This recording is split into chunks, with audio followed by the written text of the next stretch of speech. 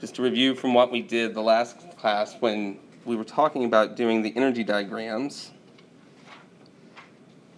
And if you could, without using your notes.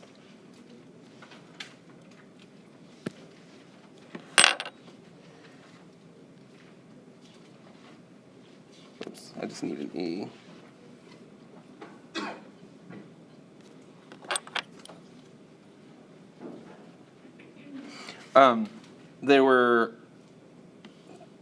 We're going to say there's going to be the differences between a primary, secondary, and a tertiary carbon radical. Which just have those. There we go.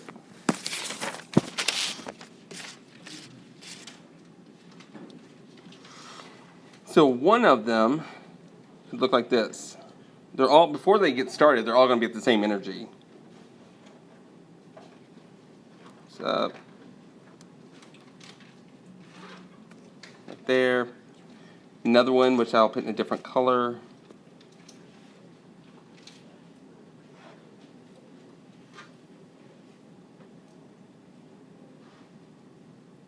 Maybe that's kind of an ugly color. There we go.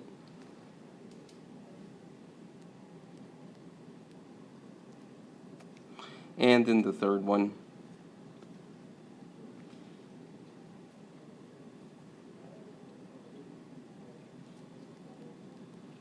Okay, one of those three is for a primary carbon radical and its relative stability and halogenation. One is for a secondary carbon radical, and one is for a tertiary carbon radical. Okay, so I want to give you a moment to try to use logic. And one thing that I would expect you to know this terminology, but I hadn't specifically stated before, and that is activation energy, which is not drawn to scale, okay? But for activation energy, that's the amount of energy it is initially to get it up over that first hump. Because right now we only have one hump in our energy diagram, but sometimes, like especially if you go into biochemistry, we'll talk about mechanisms that have multiple humps. And so activation energy is just that first one to activate it. And so, for example, whatever this darkest color is, this would be its activation energy. And then, I guess I could have done it, maybe color coordinated. This would be the second one. That would be the third. Okay. So the one that is the highest up, is that going to be the primary carbon radical, secondary, or the tertiary? That's primary. I'm going to spell it out because it would take me too long to try to find the degree sign in the little text thing here. So that's the primary radical. And the medium one would be secondary, tertiary. It's secondary.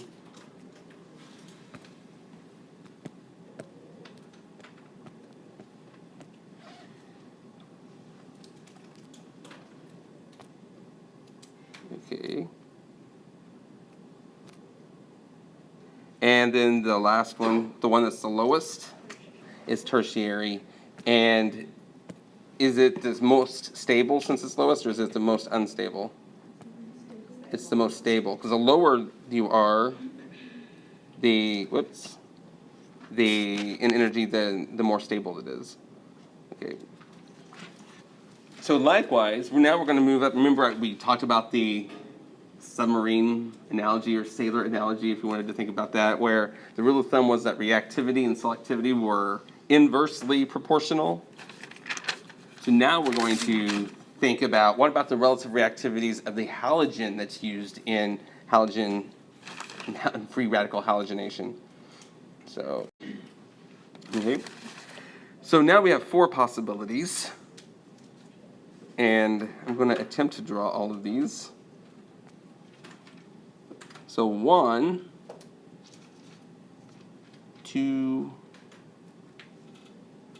3, and 4. And all of these are energy. I don't have enough room to put all of my axes. Didn't leave myself, but all of these have to do with energy. I don't know if that went all up. I did. Okay.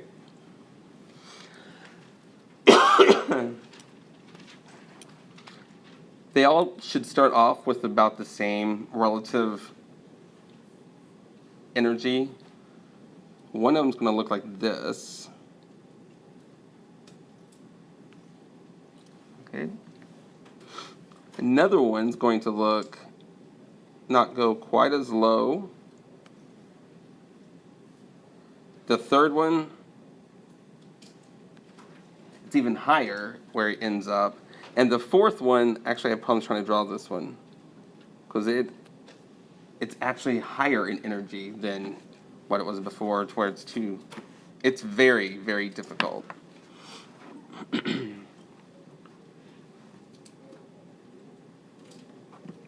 Okay, and of course we have our four possible, well here, I'll just draw it in this color for right now. We have our four possibilities. We have fluorine. I don't know how well it's coming up in there. Okay, we've got chlorine.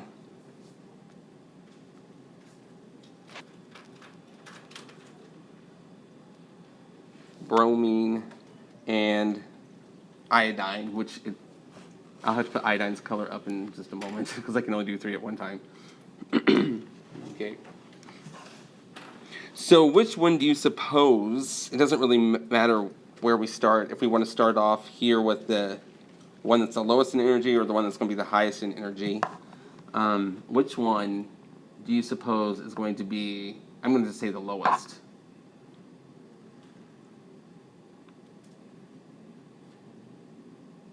Pardon?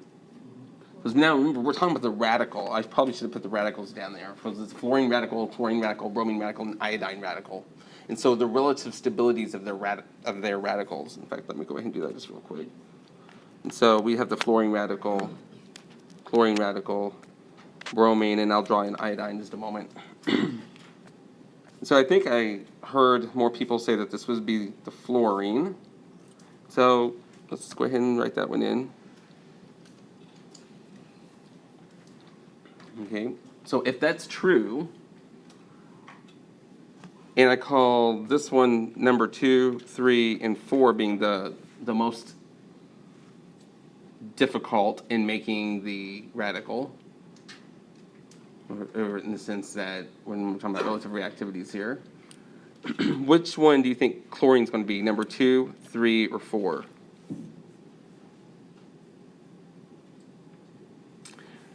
Okay. If fluorine is number 1, then chlorine would be the second one. And bromine would be the third one. And then now I will go ahead and change this one to white for, and iodine would be this last one, the fourth one. So either number 1 is the most reactive, therefore the least selective, and number 4 would be the opposite, or vice versa. So the way that we have it drawn here, we have that the iodine, making the iodine radical is the least reactive. So therefore it would be the most selective. So do you suppose that that's true, or do you think that the fluorine will be the least reactive and the most selective? Like what would yield, what one would yield the most stable radical? Fluorine, which would be tiny, or iodine, which is going to be jiggly? It's iodine. So we actually have, this is correct. And so iodine, because I don't have enough room to type it all in, you may want to write down iodine is, it's essential. You have to add energy in to the system in order to get it to go. Iodine is so selective that it's extremely unreactive. Fluorine, on the other hand, it is so reactive and not selective that you actually don't use it because it'll just chew everything up. Okay, so it's on the other extreme. So almost always they choose to use chlorine and bromine. So just a general way to think about it is if the if the alkane that you're starting off with only has one type of hydrogen, then you want to use chlorine because chlorine is the quickest. Okay, you don't have to worry about it being selective. If the alkane that you start off with has lots of types of hydrogens, and you want it on a very specific one, you'll want to use bromine, because bromine takes a little bit longer, but bromine will be more selective. Okay, but typically chlorine and bromine are the ones that get used the most. And then just one other side note is if you're wanting to make a tertiary alkyl halide, you definitely use bromine just because it will select that tertiary one much better than chlorine, because chlorine will then be less likely. So just typically they use chlorine and bromine, so this one will be more selective. So, which is good for if you have more than one type of hydrogen. And this one would be, if you have only one type of hydrogen, it's going to be a little bit more reactive, so it's quicker. Wouldn't be as expensive either, typically because time is money. Here, let me just put it right there. So are there any questions over that? Because that's the end of the free radical halogenation and mechanisms. Just be able to use the logic. Once again, this is true not just in this mechanism, but in general, that anything that's selective is going to be less reactive. Anything that's reactive will be less selective. Any questions? Okay. We're actually going to get started with chapter 12, and I'm going to go I'm 13, whether the spectroscopy is. Should probably